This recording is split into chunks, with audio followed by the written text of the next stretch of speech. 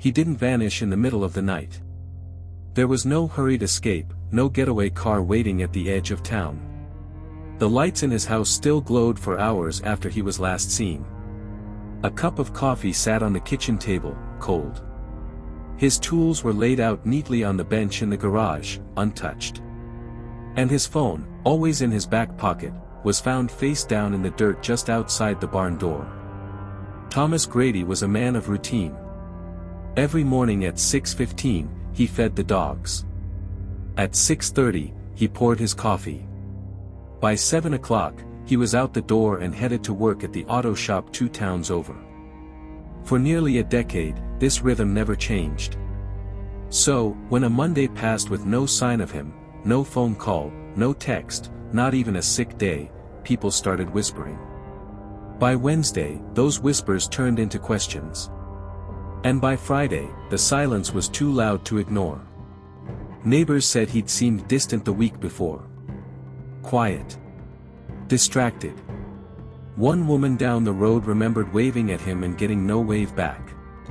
Another thought she heard shouting one night, but dismissed it as the television.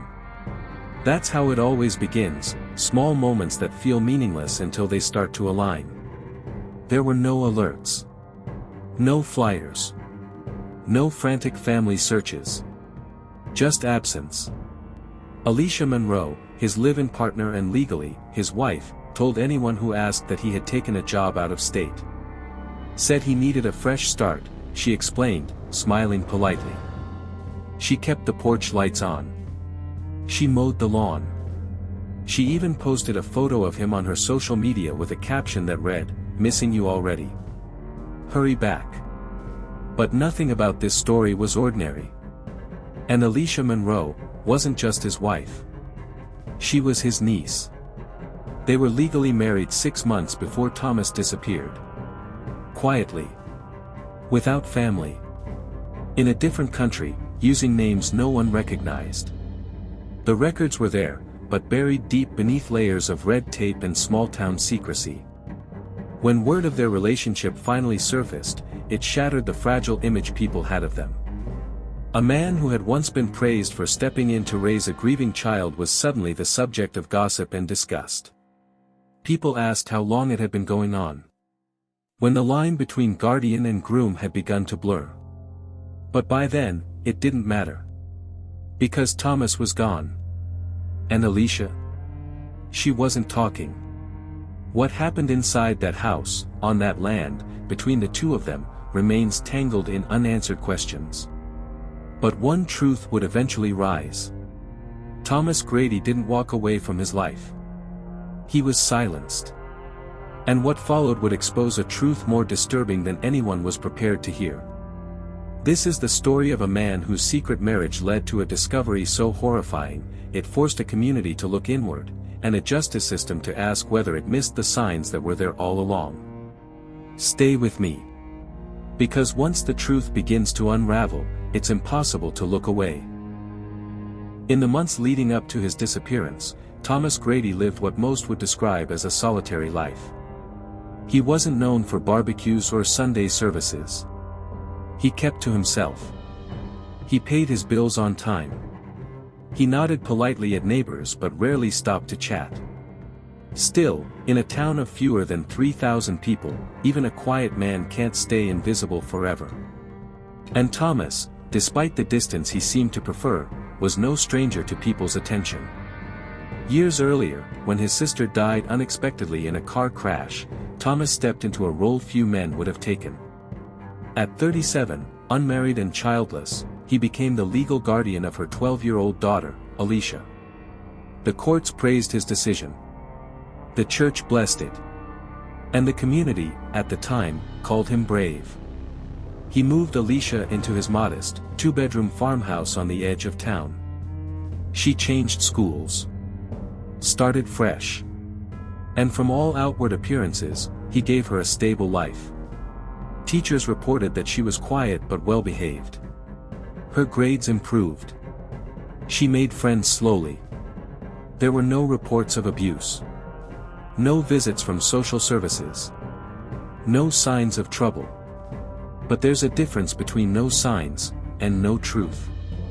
Over time, Thomas stopped attending community functions altogether. Alicia, once active in school events, dropped out of sports, then choir, then everything else. They homeschooled her by the time she turned 15. By 16, most people rarely saw her in public. By 18, the two of them had cut off nearly everyone. It wasn't until a year after her 18th birthday that the whispers began. A clerk at a nearby courthouse recognized their names. Different country. Different licenses. But the same faces. A man and a woman, presenting themselves as a couple. No mention of a past guardianship. No indication of their biological connection. And yet, the signature on the marriage license was unmistakable. When asked, Thomas claimed they were distant relatives, through marriage, nothing more. Alicia never spoke at all. What drove a man to marry the girl he once called his niece? The answer may never be fully known. But those who knew him best said something changed in Thomas after Alicia turned 25. He became more erratic. He stopped showing up to work for days at a time. He was spotted arguing loudly in parking lots, pacing outside his truck with his head in his hands. And then, on a cold morning in October, he vanished. At first, there was no investigation. No official search. Alicia told everyone he had left. A job opportunity in Tennessee. She said it casually, like it was a decision made over breakfast. She mentioned it at the hardware store, in line at the gas station, to her neighbors at the mailbox. He'll be back, she'd smile, he just needed a break. But that smile was rehearsed. And something in her eyes, people would later say, didn't match the words coming out of her mouth. It wasn't until Thomas's boss filed a missing person report that the sheriff's department took notice. Deputies visited the property. They found his car still parked in the driveway. His clothes still hanging in the closet. A drawer full of unopened mail. A half-finished letter on the kitchen table, dated 3 days before he disappeared. It read simply, "If anything happens to me, ask her why." It was unsigned. They questioned Alicia. She claimed he'd packed a bag and left without saying much. She said she hadn't seen him since. But there were no signs of a packed bag. No ATM withdrawals. No plane tickets. His phone was discovered months later, face down in the dirt by the edge of the barn, its battery long dead, its last outgoing call made to a number with no registered name.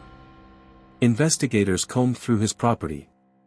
They found nothing unusual at first, until a cadaver dog alerted near the base of the barn's foundation. But the ground was solid. No fresh digging.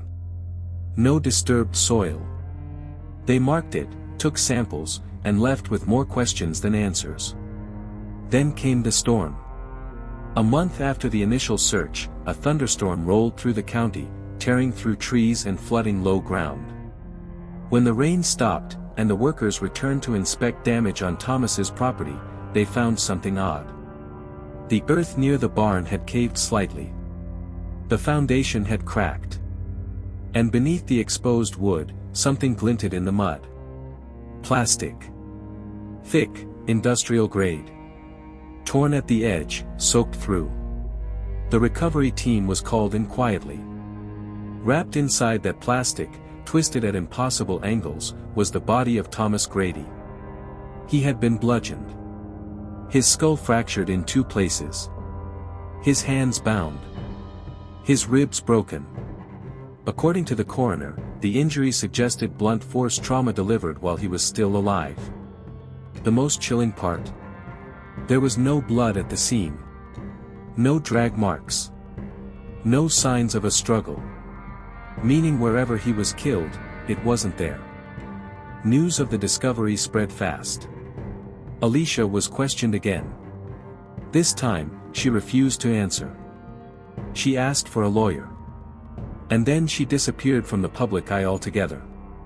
But it didn't end there. Forensic teams scoured the house. In the crawl space beneath the living room, they found a tarp identical to the one Thomas was buried in. Nearby, a sledgehammer. Cleaned, but with traces of blood too small to see without the proper light. DNA confirmed the worst. It was his. And then came the final blow. An anonymous tip led police to a storage unit rented under Alicia's name. Inside, boxes of old photographs, handwritten letters, and a burner phone. The texts on that phone would unravel everything. One message read, "He knows. You need to act fast." Another, "We can't get caught. You promised." Attached to those texts were messages from a contact listed only as J. He was identified later as Jason Miles, Alicia's ex-boyfriend. His fingerprints were found on the sledgehammer. His car was seen on surveillance cameras near the barn the night Thomas disappeared. When police brought him in, he cracked within hours. Jason admitted to helping Alicia dispose of the body. But he claimed she was the one who planned everything. That she wanted Thomas dead. That she promised him money, life insurance, property, a new life together. What he didn't know was that Alicia had already spent most of that money. Quietly. Over months. On cash withdrawals, gift cards, and wire transfers. Thomas Grady was buried on a Tuesday. Alone. His only surviving brother stood by the grave, clutching a framed photo from years ago, Thomas and Alicia, smiling on a fishing trip, before any of this began. Before the lines blurred. Before love turned into something no one could recognize. Alicia Monroe now sits in a maximum security prison, serving life without the possibility of parole. Jason Miles received 25 years after a plea deal. Neither has shown remorse. Neither has explained exactly why it happened the way it did. But the damage was done. The town that once praised Thomas for his selflessness now speaks of him in hushed tones. Some say he brought it on himself. Others say he was a broken man, manipulated beyond recognition. The truth may be somewhere in between. What's left is a story no one saw coming, a story of love, control, and betrayal so complete, it erased a man from the earth and left only questions in his place. And this is just the beginning. The news of Thomas Grady's death didn't just shake the town, it splintered it. Conversations became guarded. Families who once shared meals now sat in silence. Suspicion crept in like fog over the hills. No one wanted to believe what they had seen with their own eyes. But the truth refused to stay buried. Suspicions had followed Thomas and Alicia for years. People didn't speak of it openly, small towns don't work like that. But behind closed doors, they asked each other questions they were too afraid to say out loud. Why didn't she go to college? Why didn't he ever date? Why was the front gate always locked? The Monroe property was once a symbol of quiet stability. Now it was something else entirely, an emblem of secrets left to rot under floorboards and whispers that echoed long after the sun went down. After the discovery of Thomas's body, investigators widened their scope. They went back years. Reviewed documents. Interviewed classmates, neighbors, even delivery drivers.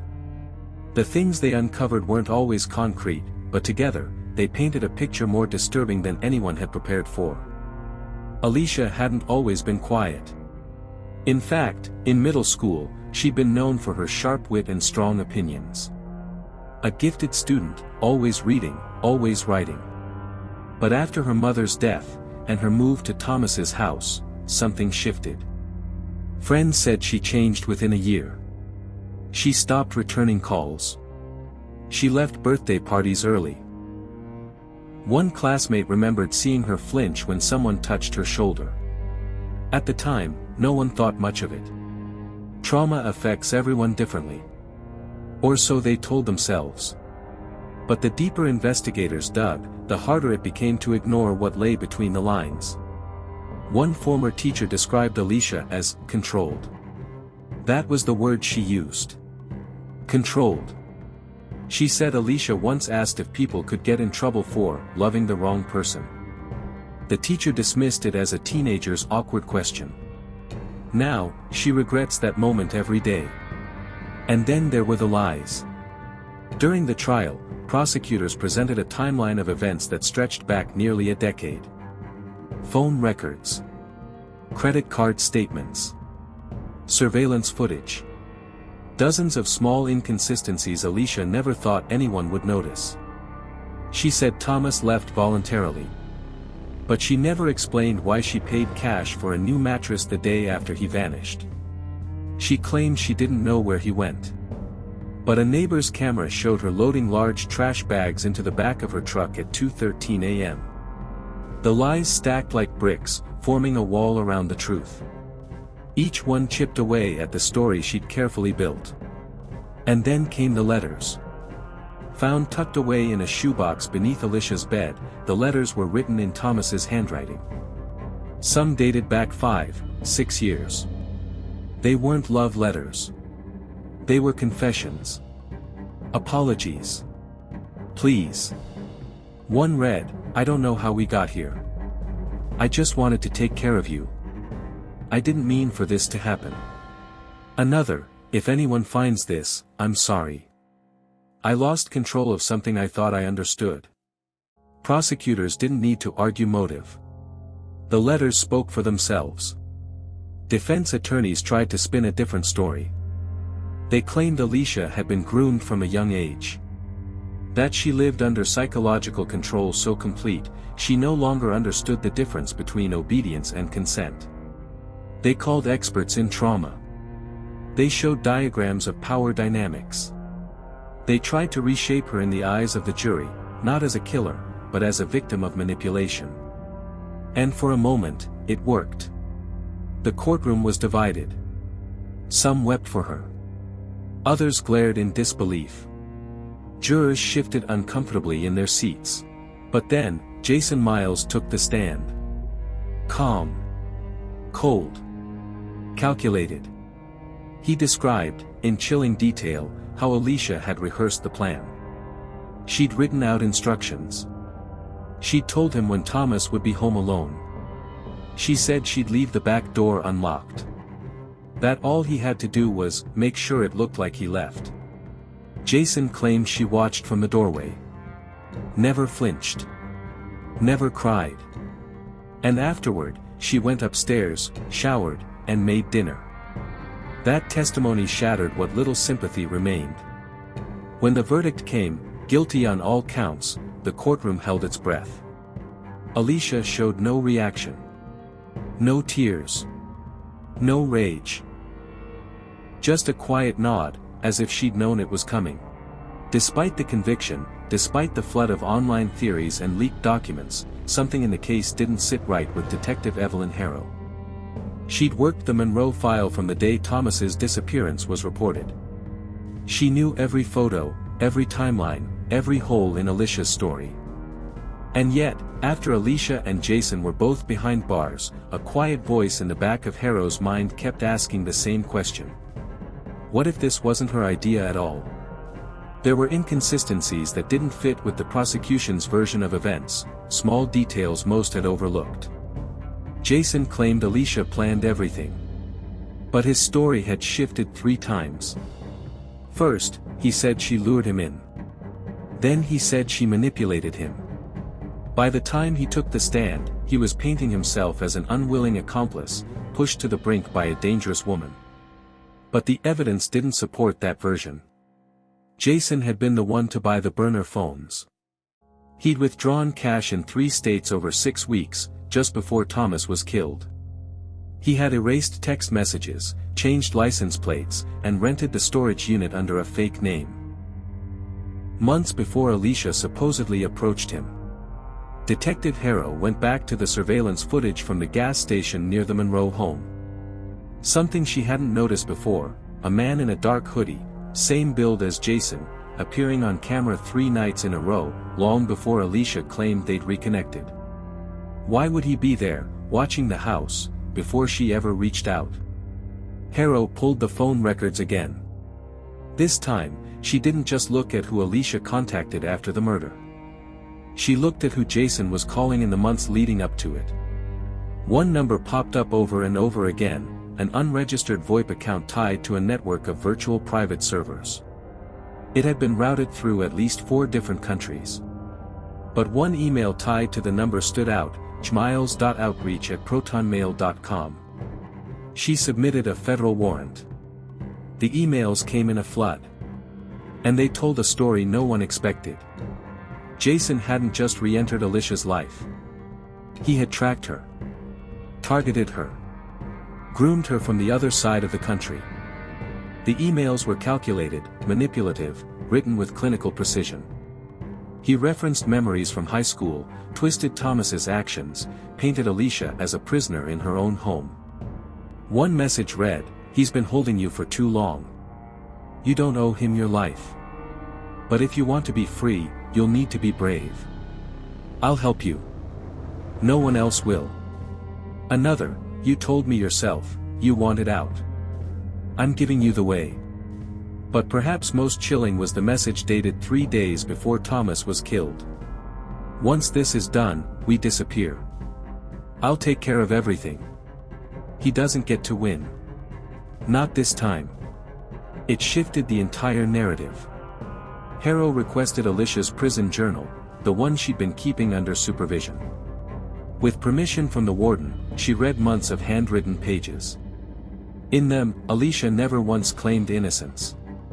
But she did write about fear. About guilt. About Jason. She wrote, "I didn't think he'd actually go through with it. I just needed someone to talk to. I didn't ask for this. But I didn't stop it either. That's my burden now." It wasn't a confession. It was something else. A window. Harrow refiled the report.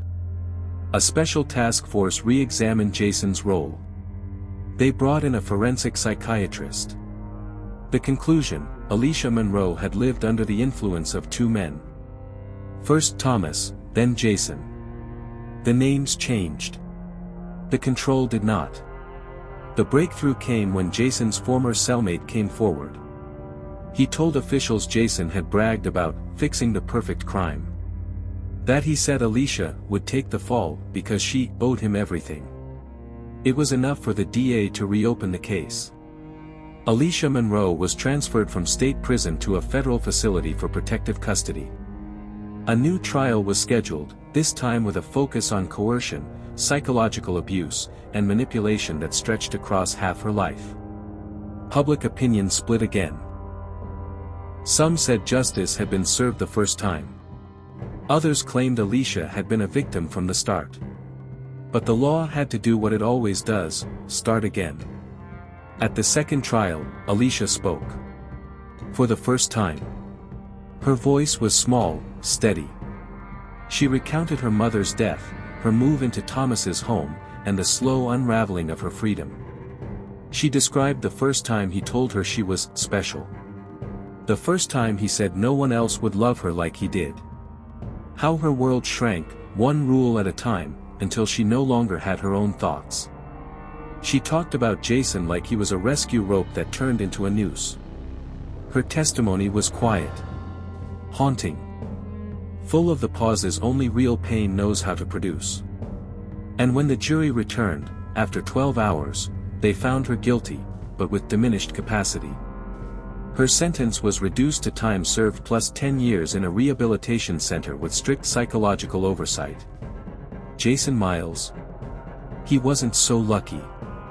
He was retried under new charges, conspiracy to commit murder, obstruction of justice, and felony manipulation resulting in death. The jury convicted him on all counts. He received life without parole. The Monroe property was sold at auction. Everything inside, burned, buried, or boxed away. Alicia, now 29, was living in a transitional home under psychological supervision. The court had approved limited contact with the outside world. She didn't give interviews. She didn't write a book. She didn't seek fame or pity. Instead, she gardened. In the center's courtyard, tucked between worn benches and broken stepping stones, she spent her mornings with soil under her nails. Tomatoes. Peppers. Basil. Things that grow slowly and require patience, things she never had before. A nurse said she rarely spoke of the past, except to say one thing: I was taught love meant silence. I don't believe that anymore. Jason Miles appealed his sentence twice. Both attempts were denied. In prison, he remained solitary and bitter. A control freak with no one left to manipulate. Guards reported he kept a journal, though no one ever saw what was written in it. He never spoke of Alicia. Never apologized. Never showed remorse. But he did ask one question, over and over again: is she still talking about me? She wasn't. The story of Thomas Grady ended with a body in the dirt. But the story of Alicia Monroe? It began there. In the end, true crime isn't just about bloodstains and body counts. It's about the lives we never noticed, those pressed between the lines of police reports, overlooked in court transcripts, erased by the people they trusted the most. Alicia Monroe's story forces us to confront the parts of society we're still too afraid to name. We speak about justice as if it's always clean, always clear. But justice, in its truest form, is messy. It doesn't always arrive in a courtroom. Sometimes it lives in whispered truths, in long overdue apologies, in the strength it takes to survive what should have destroyed you. Thomas Grady walked among neighbors who praised his manners. He paid his taxes. Shook hands at church. And all the while, behind closed doors, he was dismantling a life that didn't belong to him. He didn't need a weapon. He used approval. Respectability. Love, in its most distorted form. Jason Miles thought he was a savior. In reality, he was just another captor wearing a different mask, one that promised rescue while plotting possession. But Alicia lived. And that alone rewrites the narrative. Her survival was never loud. She didn't march. She didn't scream. But every time she chose truth over silence, growth over guilt, she reclaimed something that was stolen. Her name. Her story. Her voice. True crime often ends with answers. A guilty verdict. A confession. A sentence. But this story doesn't end with clarity. It ends with a mirror. Because for every Alicia, there are others, hidden in plain sight. In the house down the street. In a relative's spare room. In the girl who stopped answering calls. In the neighbor who suddenly changed. And so we ask, how many more stories are quietly unfolding behind drawn curtains? How many lives are being shaped in silence, while we scroll, while we turn away, while we assume everything is fine? Alicia once wrote, "It's easy to see monsters when they're strangers. But when they're the people who raised you, you learn not to look." Maybe that's the final truth in this case. Evil isn't always a shadow in the alley. Sometimes it smiles from the dinner table. It wears a wedding ring. It pays the bills. It makes promises. And when it's finally unmasked, the damage it leaves behind isn't just physical. It's generational. Psychological. Invisible to the naked eye, but buried deep in the bones of those who carry it. So what do we do with a story like this? We remember it. We tell it. We teach our daughters, and our sons, that love without freedom is not love. That silence is never safety. That manipulation is not devotion. And that survival, in all its quiet forms, is not weakness, it's the fiercest kind of strength. Alicia Monroe was not just a name in a headline. She was a child raised in captivity. A woman trained to forget her worth. And still, somehow, she lived. That's not just survival. That's defiance. And it's a story we have a responsibility to never forget. What do you think truly happened inside the Monroe house? Do you believe justice was served, or is there more to this story than we'll ever know? If you've been impacted by a story like Alicia's, or you've witnessed someone in a situation that didn't feel right, your voice matters. Speak up. Share. Because silence is what allowed this tragedy to take root, and silence is what we must break. Let us know your thoughts in the comments. What's your theory about Jason's real motives? Do you think Alicia deserved a second trial? Should Thomas's past have been investigated sooner? If stories like this matter to you, if you believe in shining a light on what others try to keep hidden, don't forget to subscribe. Like the video, share it with someone who needs to hear it, and hit the notification bell so you never miss a case. And remember, every view, every comment, every share helps bring attention to voices that were once ignored. Stay aware. Stay informed. And most importantly, stay human.